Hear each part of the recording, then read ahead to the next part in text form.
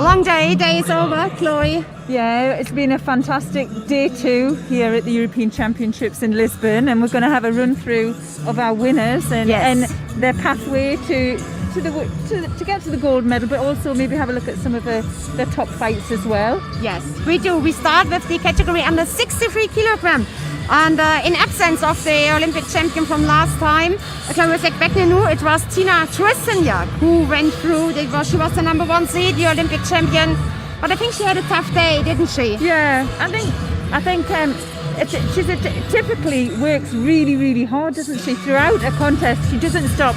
And that's really what wins it in the end for her. Yeah. Sometimes it isn't always the best judo we want to see, but at the same time, she gets the results. And you could see that she got a little bit better towards the end of the day, but she did have some tough contests. Yes. So we go through her draw today. The first fight, she got a bye as number 1 seed here, and then she was up against the Hungarian Raga Brigitta. So she scored twice. She scored here. That was her first Vasari. Let's have a look at that. Yeah. Very precise, close enough. The coach Makikomi. You see, still some time on the clock.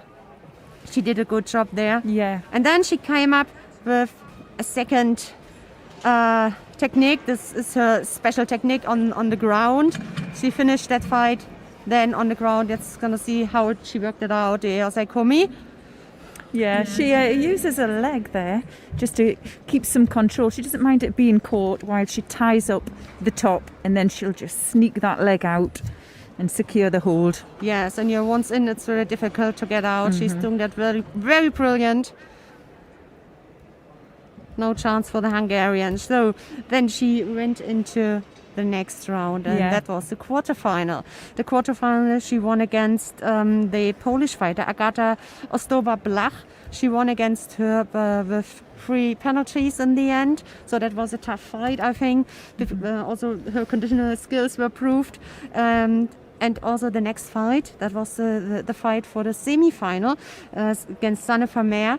Also no score, but in the end 3 cheaters. And sometimes these fights are more difficult than to win by ippon or with a score, right? Yeah, they were difficult. And what was very similar with both of the athletes she was fighting, they were very strong. Yeah. So what she does is she's really good at getting a first grip on, and then using a fast pace to move them and then get the attack, and especially when she's feeling vulnerable. So she made it through to the final. And the final was very spectacular and really exciting.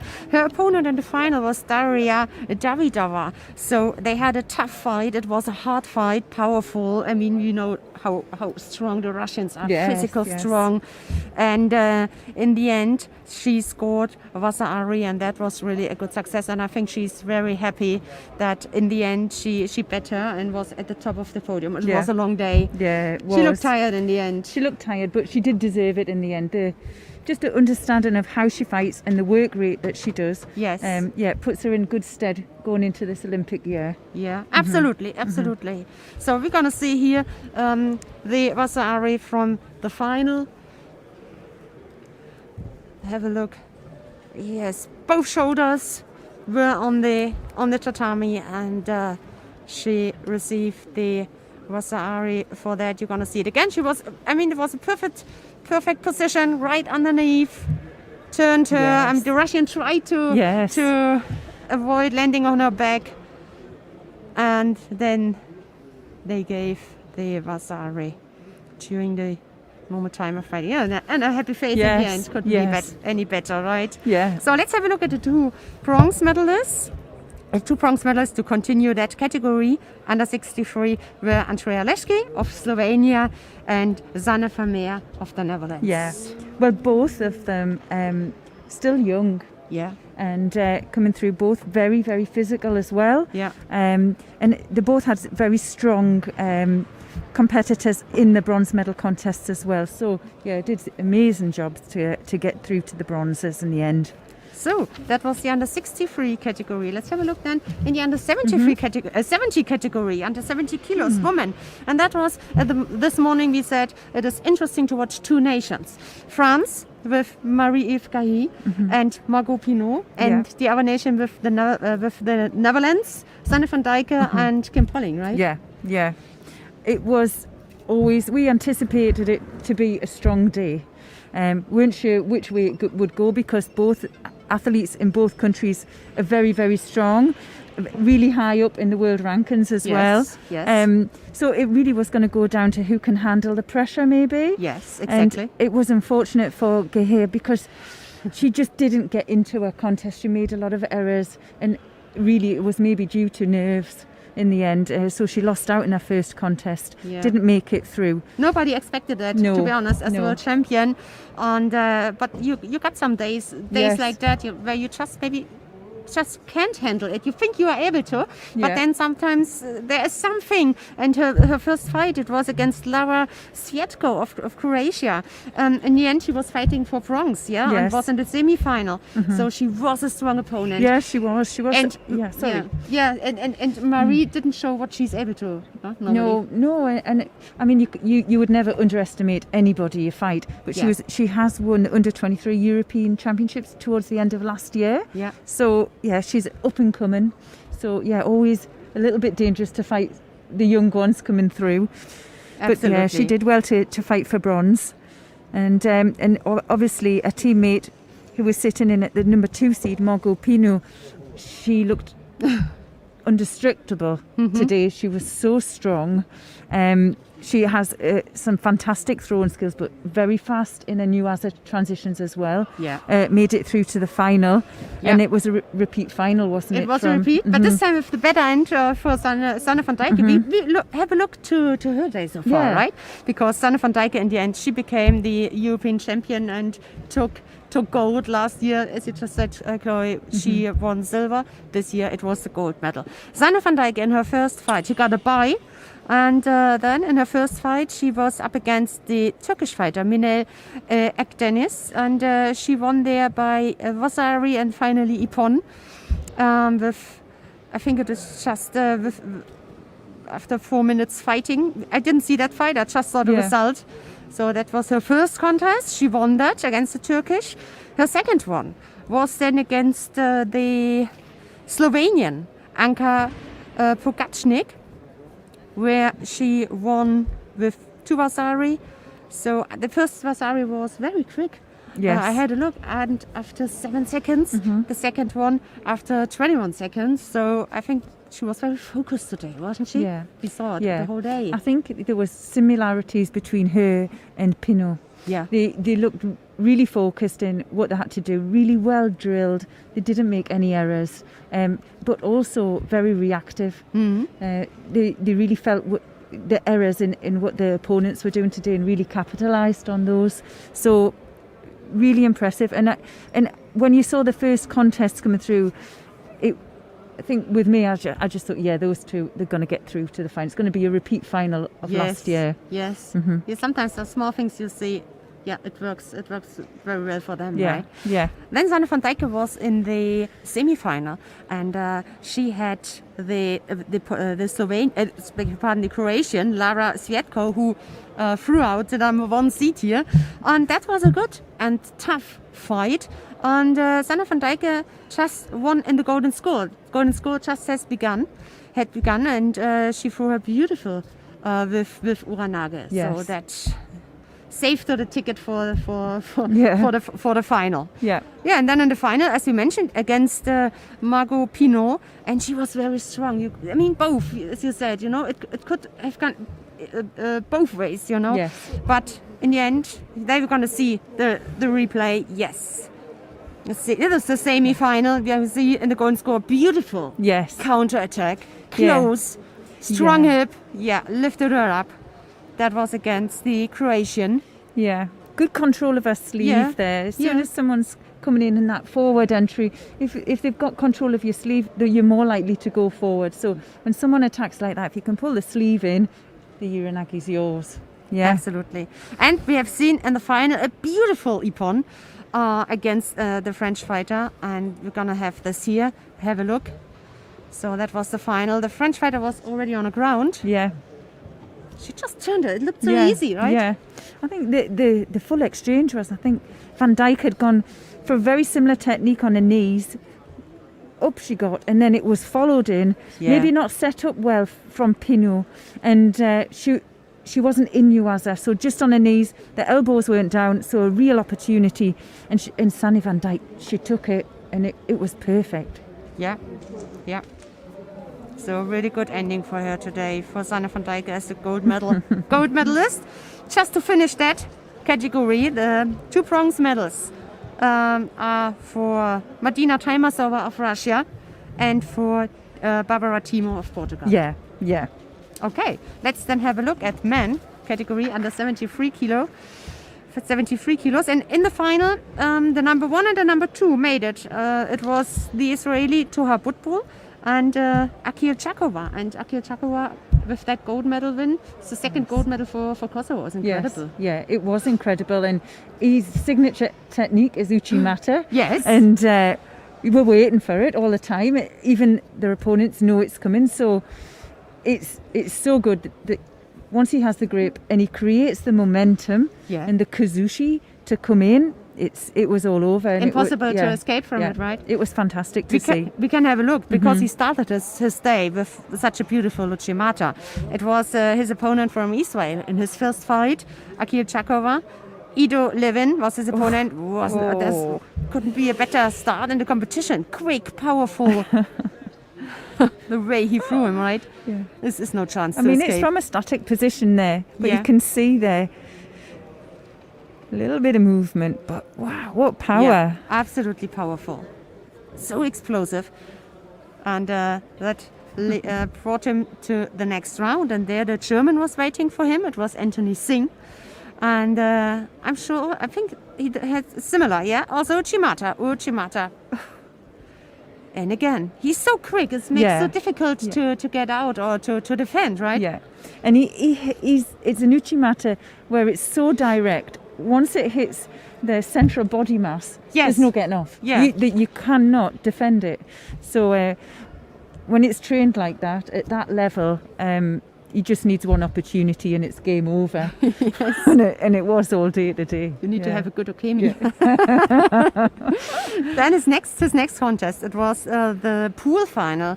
He won his pool final against Musa Mugushkov with 3 shidos. That was a hard work win. Yes. Against the Russian. The Russian in the end ended up as bronze medalist. Musa Mugushkov. Yeah, double world bronze medalist. So tough task. Very tough and very, very strong. We saw that in his bronze medal contest. Yeah. But against Siloglu. Yes, exactly. Yeah. And he managed that and then went into the semi-final.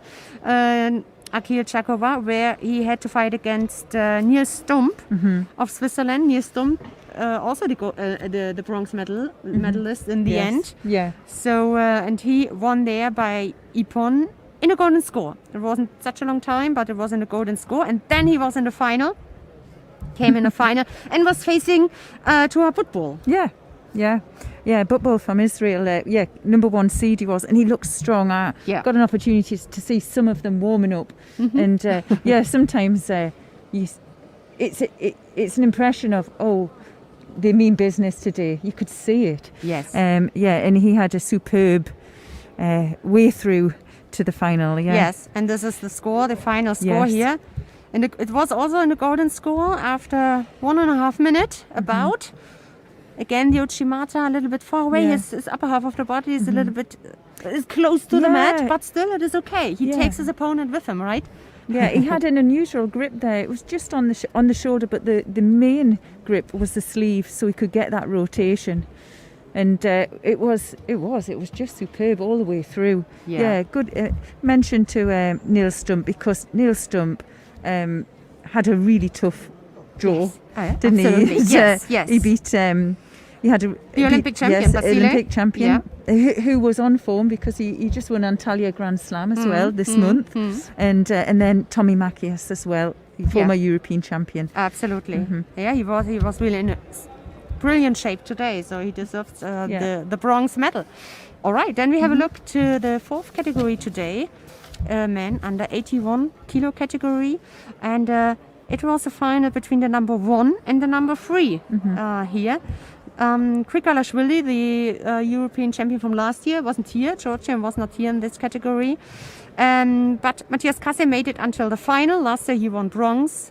And this year he ended up with silver because the Turkish fighter Vedat Albayrak had a strong and powerful day, a long day, about 5 fights I think he got. Let's have a look at his day so far. He got a bye, and then in the first round, his first fight, he won against the Azeri Murat Fatiev by 3 Shido, followed by a fight against the Frenchman Nicolas Gilliard, where he won with 2 Vasari. So in the end, that brought him into the pool final, which he won against the Russian Aslan Lapiganov. Yes, 20 seconds before the end, he threw him. Have a look there. Yeah. Beautifully. It was a bit of a counter-attack, yes, wasn't it? Absolutely. Yeah. And then just used his hand. Bit of tea was a... Yeah, the attack from Lapiganov at the beginning looked very strong, but he just could manage it and just turn him, huh? Chimata Sukashi. Yes. Or not Sukashi, he just turned him. Yeah, exactly. Good control. All right, so that was his pool final. Then against the Portuguese, Andre Ekotice, he trailed at the beginning. Yes. So Ekotice threw him or received the Vasari, but then he came back, scored Vasari. Certainly did. Yeah. There we're going to see it. Low but controlled and close. Yeah, and enough control there to maybe get a finish on the hold. We thought he had finished with the hold, but actually Ekotidze managed to escape it, but he won in the end, didn't he? In the end, he won by Ippon, exactly. No doubts that he wanted to get into the final. There's in Here's the winning Ippon, technique. Just catches him on the floor. Yeah. Took control over the situation, right? Yeah, we've seen that a few times today, and although their opponent feels to be going for a technique, there was nothing there. Yeah. There was no real technique there, and the control was taken by the Turks. So So, and then it was time for the final against Matthias Casey, who had a long day. We have to mention he had a fight. It was the fight was almost 10 minutes against Hidayat Haydarov, and that was it was even before the pool final.